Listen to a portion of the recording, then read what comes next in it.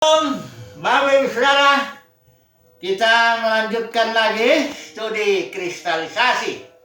Masih surat Galatia. Ini sudah yang kelima. Kita angkatkan tema berkat dan kutuk. Karena Paulus menggunakan dua istilah ini di dalam suratnya ini.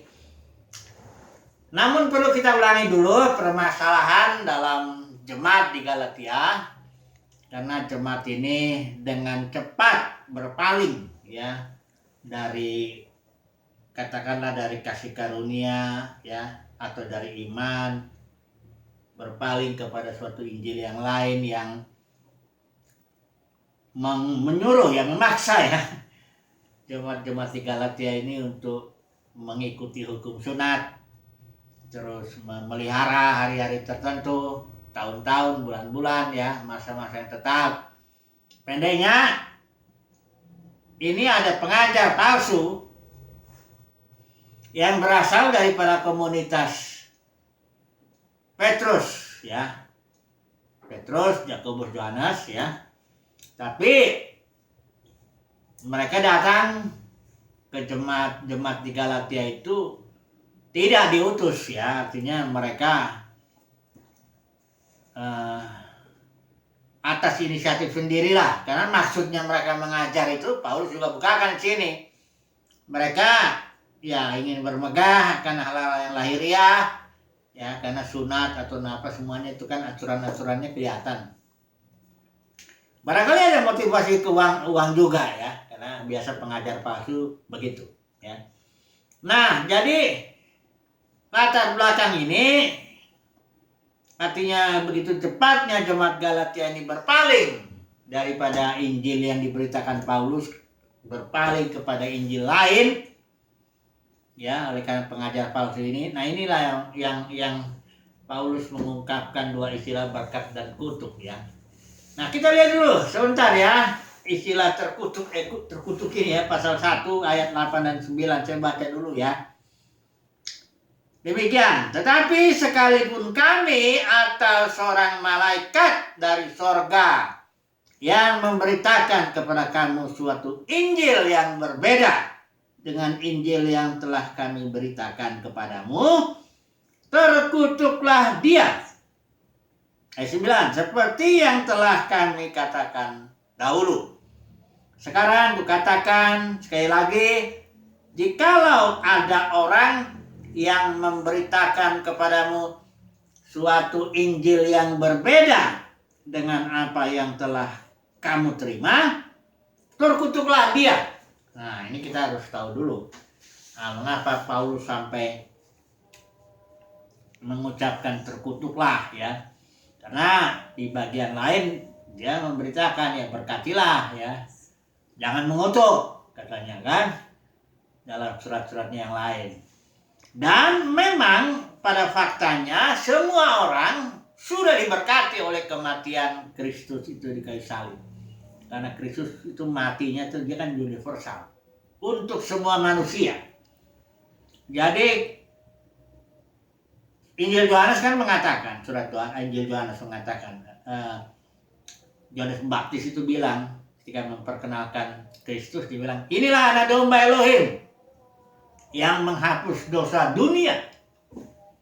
Jadi dunia yang dosa dunia yang dihapus. Juga Yohanes 3:16 kan, begitu besar kasih Bapa akan dunia. Kemudian 1 Yohanes 2 suratnya itu juga mengatakan bahwa Kristus itu dia menebus dosa, menjadi pendamaian bukan hanya untuk dosa kita, tapi untuk dosa seluruh dunia. Jadi memang setelah kematian Kristus, kematian kebangkitannya apa semua itu semuanya kutuk sudah ditanggung ya, semua manusia sudah diberkati. Cuma kita tahu itu secara de jure ya, saya menjelaskannya begitu ya, secara de jure, secara hukum semua manusia sudah diberkati, tapi secara de facto ya hanya orang yang percaya Yesus. Dan nanti kita lihat di sini orang yang gimana nih yang diberkati secara de facto ya. Kalau secara de jure sudah nggak masalah, karena semua manusia sudah diberkati, dan pada zaman-zaman berikut semua manusia akan selamatkan sehingga Bapa menjadi semua dalam semua. Kita udah sering itu bicara itu ya. Tapi yang sini dulu. Jadi di zaman ini semua manusia sudah diberkati secara de jure, secara hukum, karena kematian, kebangkitan dan kenaikan Kristus ke surga itu. Tapi secara pengalaman de facto, nah ini ada, lihat dulu kita nih, khususnya yang ini lah. Kenapa Paulus bilang ini ya? Terkutuklah orang yang memberitakan Injil yang berbeda dengan Injil yang diberitakan oleh Paulus. Nah, ini bukan terkutuk, itu bukannya Paulus memaki orang gitu ya, tidak ada dasar gitu ngomong terkutuklah kamu, enggak begitu. Ada dasarnya juga. Kenapa Paulus mengucapkan istilah terkutuk? Karena begini, penginjil atau Injil yang lain itu adalah suatu Injil yang memaksa orang untuk bersunat, memelihara hari tertentu, bulan-bulan tertentu, masa-masa tertentu. Artinya orang yang memberitakan bahwa engkau harus juga melakukan hukum Taurat untuk bisa diselamatkan atau untuk bisa memperoleh kebenaran Elohim. Sementara, saya bandingkan tuh pasal 3 ayat 10. Pasal 3 ayat 10 dia bilang begini. Terkutuklah orang yang tidak ini ya, karena semua orang yang hidup dari pekerjaan hukum Taurat berada di bawah kutuk. Sebab ada tertulis, terkutuklah orang yang tidak setia melakukan segala sesuatu yang tertulis dalam kitab Taurat, kitab hukum Taurat. Nah, jadi karena si pengajar palsu ini dia memaksa orang untuk hidup di bawah hukum Taurat, dan bahwa orang yang melakukan pekerjaan atau hidup di bawah hukum Taurat itu berada dalam kutuk, itu makanya Paulus bilang terkutuklah dia. Yang hidup di bawah hukum Taurat itu aja terkutuk, ya apalagi yang ngajarinnya. Jadi Paulus bukan maki asal maki aja, enggak. Itu memang orang itu ya terkutuk karena dia menyebabkan orang lain berada di bawah kutuk. Ya dia sendiri yang mengajarkan ya tentu terkutuk, kan begitu ya. Jadi inilah pasal 1 terkutuk ya, orang yang memberitakan Injil yang mulainya dari roh tapi dia memaksa ujung-ujungnya untuk melakukan ini dan itu ya. Baik. Sekarang kita masuk dulu mengenai berkat ini ya. Berkat selalu terkait dengan iman. Nah, ini nomor 1 poin pertama yang saya mau sampaikan ini. Mari kita baca dulu pasal 3 yang tadi kita sudah baca ya. Tapi kita baca dulu pasal 3 ayat 7 sampai 14. Oh, ini agak panjang ya. Tapi tidak apa-apa lah ya, supaya kita jelas mengenai hal ini. Galatia 3 ayat 7 sampai 14. Jadi kamu lihat bahwa mereka yang hidup dari iman, mereka itulah anak-anak Abraham, dan kitab suci yang sebelumnya mengetahui bahwa Allah membenarkan orang-orang bukan Yahudi karena iman, telah terlebih dahulu memberitakan Injil kepada Abraham. Olehmu segala bangsa akan diberkati. Jadi mereka yang hidup dari iman, ini perhatikan ya. Jadi mereka yang hidup dari iman, merekalah yang diberkati bersama-sama dengan Abraham yang beriman itu. Tadi, nah nanti di bawah lagi. Karena semua orang yang hidup dari pekerjaan hukum Taurat berada di bawah kutuk. Sebab ada tertulis, terkutuklah orang yang tidak setia melakukan segala sesuatu yang tertulis dalam kitab hukum Taurat. Dan bahwa tidak ada orang yang dibenarkan di hadapan Allah karena melakukan hukum Taurat adalah jelas. Karena orang yang benar akan hidup oleh iman. Ayat 12. Tetapi dasar hukum Taurat bukanlah iman, melainkan siapa yang melakukannya akan hidup karenanya. Jikalau mampu ya, ada orang yang mampu ya bisa hidup. karena hukum Taurat. Ayat 13, Kristus telah menebus kita dari kutuk hukum Taurat dengan jalan menjadi kutuk karena kita. Sebab ada tertulis, terkutuklah orang yang digantung pada kayu salib. Ini yang penting ayat 14 ini ya. Yesus Kristus telah membuat ini supaya di dalam Dia berkat Abraham sampai kepada bangsa-bangsa lain, sehingga oleh iman kita menerima roh yang telah dijanjikan itu. Nah, jadi begini. Siapa yang diberkati? Yang jelas adalah yang menjalani hidup dalam iman seperti Abraham. Karena Abraham ini, janji Tuhan kepada Abraham itu, ya pasal 12 Kejadian itu kita tahu, engkau akan diberkati dan jadi berkat, kira-kira begitu ya. Dia diberitakan olehmu dan keturunanmu juga ya, semua kaum di muka bumi akan diberkati. Intinya begini, Injil atau kabar baik yang sampai kepada Abraham itu adalah engkau akan diberkati dan menjadi berkat. Kemudian Abraham percaya, iman. Ya. Jadi itu soalnya Paulus simpulkan, orang yang hidup dari iman itu yang diberkati bersama dengan Abraham yang beriman itu, ya.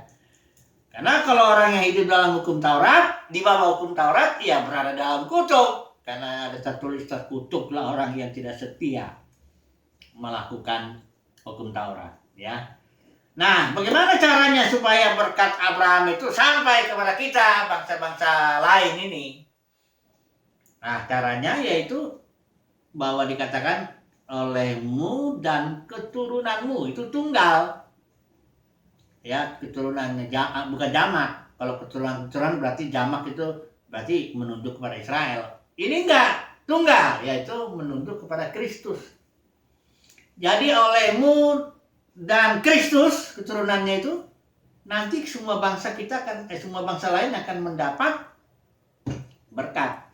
Bagaimana caranya Kristus menyampaikan berkat Abraham itu kepada kita? Ya, melalui mati dan bangkit itu. Ya. Kita mendapatkan berkat. Berkat Abraham itu di ayat 14 ini bukan tanah perjanjian ya. Tapi adalah roh. Perhatikan nih. Ya, itu 14. Yesus Kristus telah membuat ini supaya di dalam Dia berkat Abraham sampai kepada bangsa-bangsa lain, sehingga oleh iman kita menerima roh yang telah dijanjikan itu. Jadi berkat Abraham bagi bangsa-bangsa lain adalah roh. Jadi orang yang diberkati adalah orang yang menerima Roh Kudus. Bahkan yang menjalani hidup di dalam Roh Kudus. Enggak dalam hukum Taurat, ya. Itu sebabnya saya berulang-ulang bilang, kita ini sudah mendapat berkat Abraham.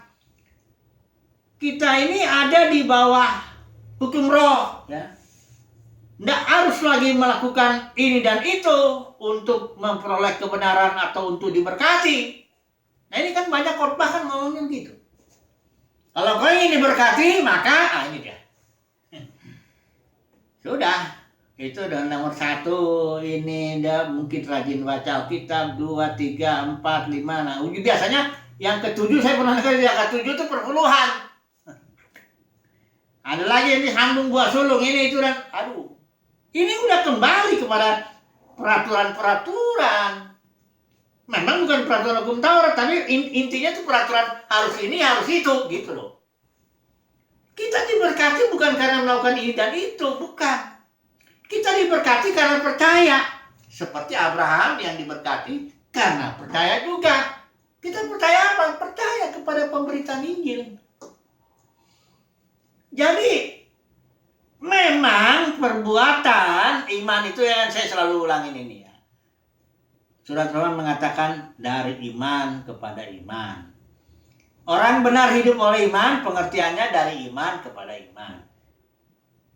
Ada perbuatan yang memang diperlukan ya, dalam arti perbuatan yang lahir dari iman yang ada.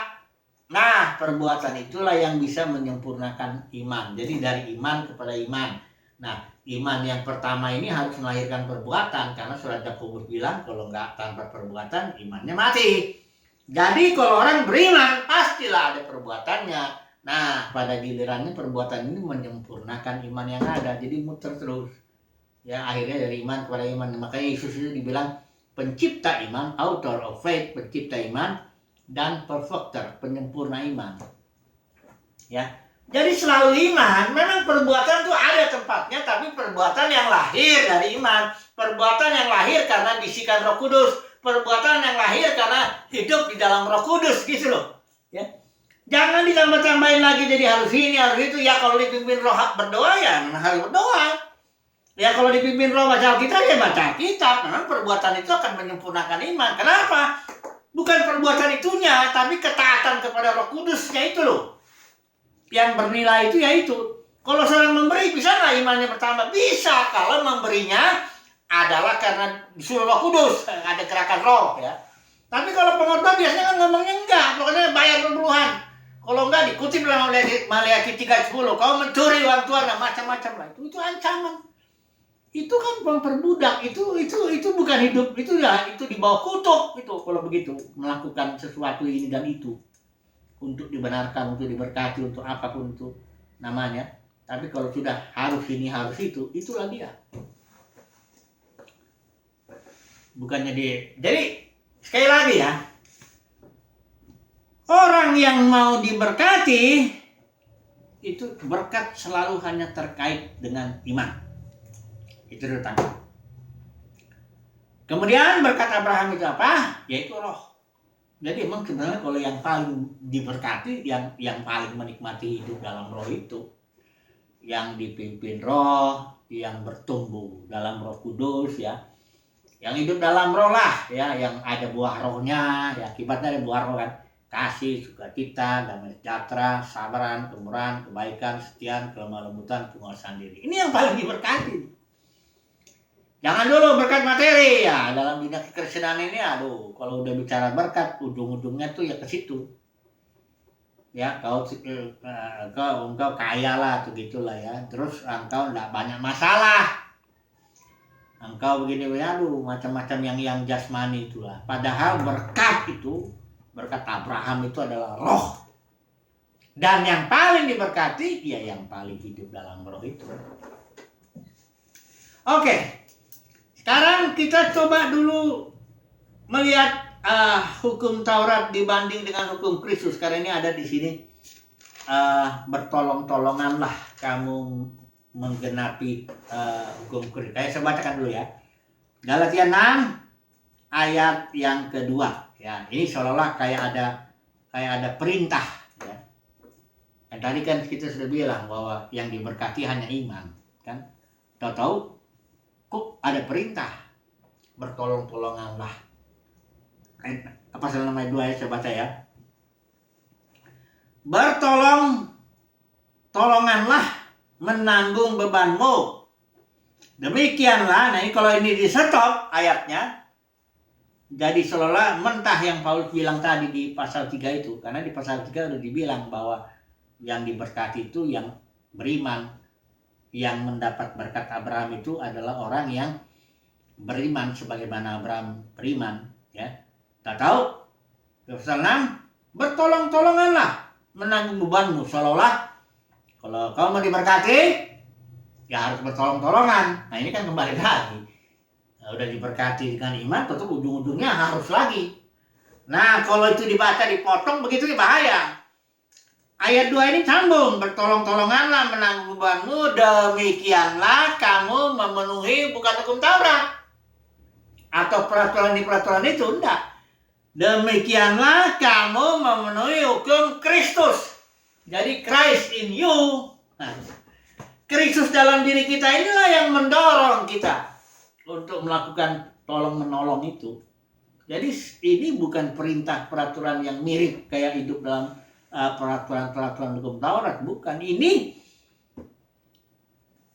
bertolong-tolongan karena digerakkan oleh hukum Kristus itu, oleh Kristus yang di dalam batin kita itu.